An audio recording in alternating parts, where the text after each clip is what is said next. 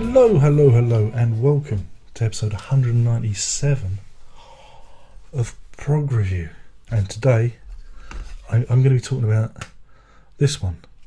This is Peter Gabriel's Scratch My Back and I'll Scratch Yours. Well, actually, it's I'll Scratch Yours because we did Scratch Your Back.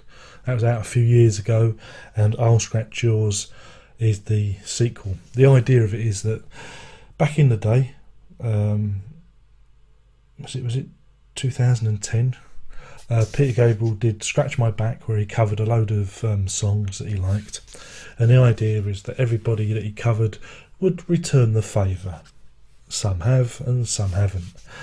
Like I said, it's an apocryphal story that Tom York, after hearing Gabriel's version of Street Spirit, broke off all contact. So there you go. Now, my opinion of Scratch My Back wasn't very favourable back in the day. I used to call it Scratch My Balls, because that's what I'd rather be doing than listening to the album. My main issue with it is it had the string accompaniment all the way through it, and so it just felt all very samey, and so I just found it very hard as an album. Individual songs were nice, but as an album it just felt turgid. It just felt a real hard meal to get through.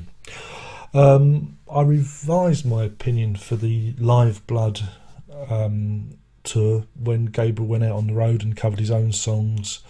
The New Blood, Live Blood, all gets confusing. In a live context, the strings and his voice, especially on the Blu-ray and the surround sound, it was a very powerful thing. Again, it got a bit samey, going through it, because you do miss the old rock and roll guitars. But, he wanted to do something different, and who am I to complain? It didn't tickle my fancy, but that's not to completely write it off. I still think the Live Blood Blu-ray is very worth checking out. This week, 23rd of September 2013, if you're watching in the future, he releases an I'll Scratch Yours, which is everybody's kind of reply to his cover versions. It starts off with David Byrne's I Don't Remember, don't mind me,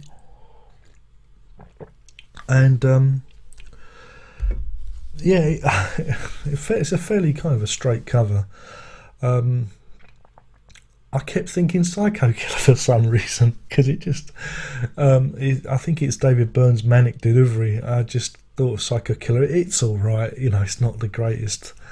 This is followed by Bon Iver's Come Talk to Me, which is it's very nice. It's one of my favourite Gabriel songs, and it's a very sweet cover. I mean, the song stands up on its own. You see the strength of the songs with these covers, because if a song's a bit weak, like I Don't Remember, which is, again, I'm not a particular fan of, the cover version seems to feel a bit weak too, but that could just be my own opinion.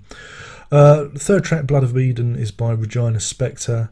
Again, it's a fairly straight piano vocal cover, but it's a strong song, and it's a favourite of mine, and gets me there. The Us album's my favourite, and so those two tracks, Come Talk to Me and Blood of Eden, I think are pretty well done.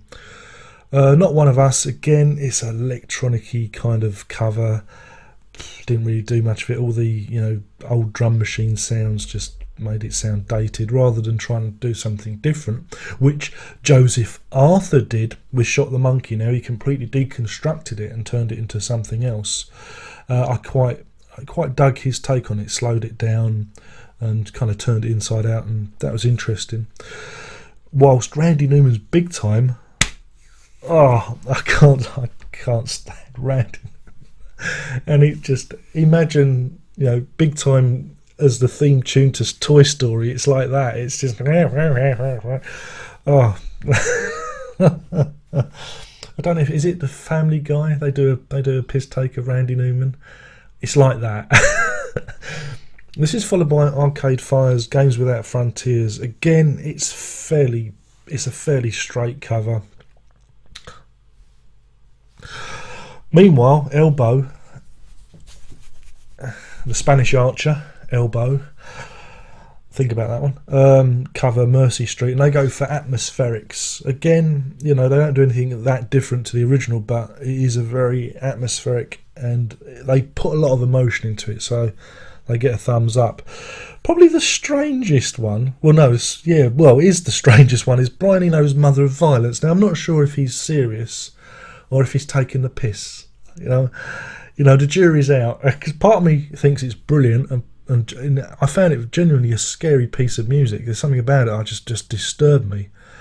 But there's another part of me, because he doesn't sing it. It's deadpan delivery. It's straight delivery. It's just, I don't know, but it was a bit disturbing. And I really like Mother of Violence. I think it's a really nice song. And again, I think he ruined it for me. But there you go. Don't Give Up, by Feist featuring Timber. It's all right. Lou Reed, Salisbury Hill. You see, I like Lou Reed. I really do. I think he's a great icon of rock. But what the is he doing with Salisbury Hill? I will never understand.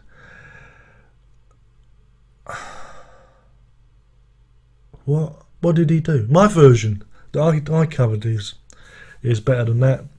And rounding up at the end is little Paul Simon doing Biko. Well, we all know Biko. You can't get it wrong.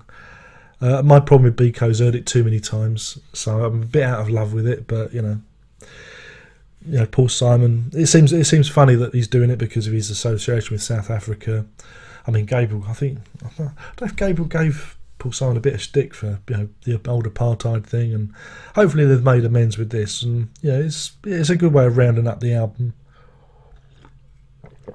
So, and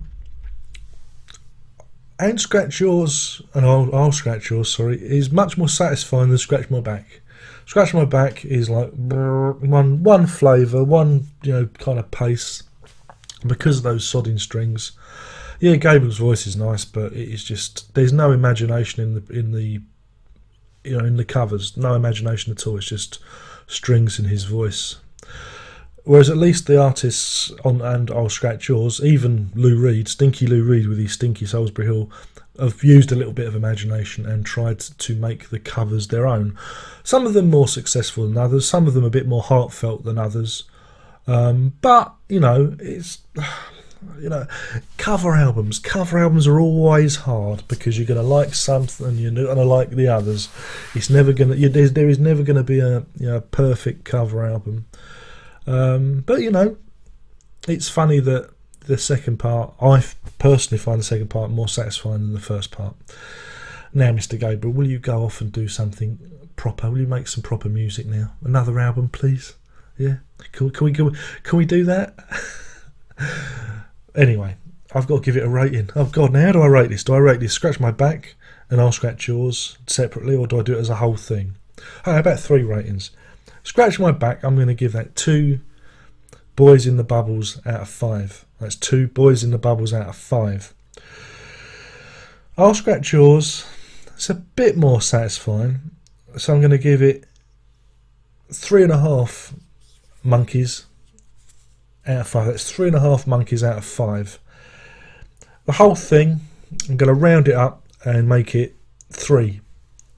3 itchy backs out of 5. That's 3 itchy backs out of 5. Now, I know Mr. Gabriel follows me on Twitter, which is scary. He only follows something like 56 people, and I'm one of them. And he's probably going to send the boys around now. He's going to send the boys around and sort me out. So if you don't hear from me again, you know what's happened. And that's it. My name's been Darren Rock. Thank you for watching. You're a lovely, lovely, lovely, wonderful audience. And only one more thing to say, I believe. Yeah? Are you ready? Good. Battery lights flashing. Cool. That was lucky. I only just noticed it. What else I have to... Oh, yeah, I was doing the sign. I feel like only one more thing to say. Prog on.